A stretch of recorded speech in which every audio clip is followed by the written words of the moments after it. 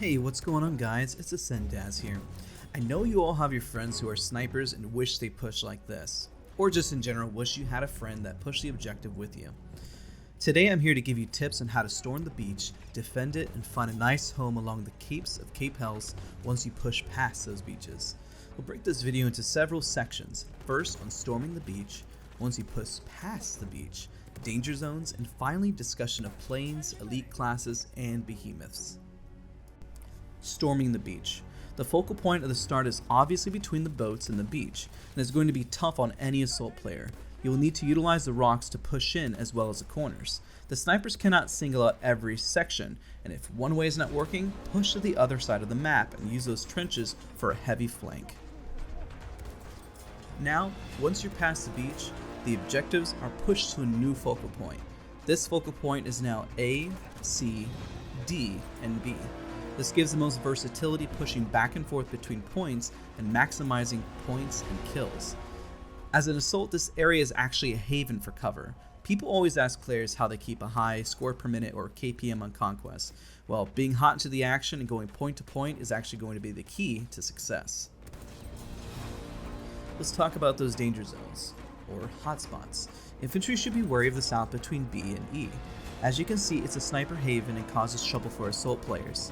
Snipers use this to your advantage if you see those taking a big risk to push towards B in the open field. If you have no choice but to push on this part, utilize the hills as covers for you. While having the high ground is advantageous, it also has the opposite effect.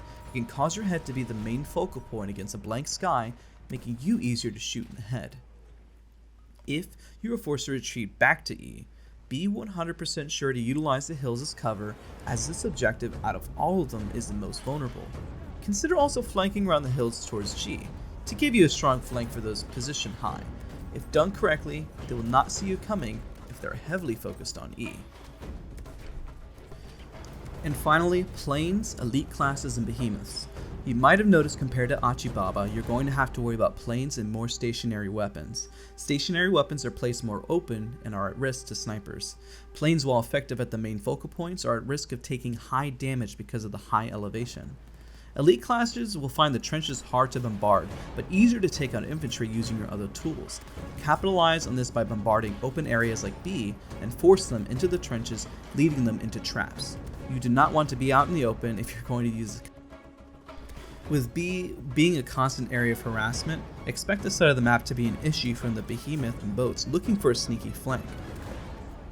I point this out as it will give you the most information of where your enemies will be coming from. Remember, while these tips are to maximize efficiency, being spontaneous and utilizing this information against enemy players can really throw off your enemy and give a strong strategic play.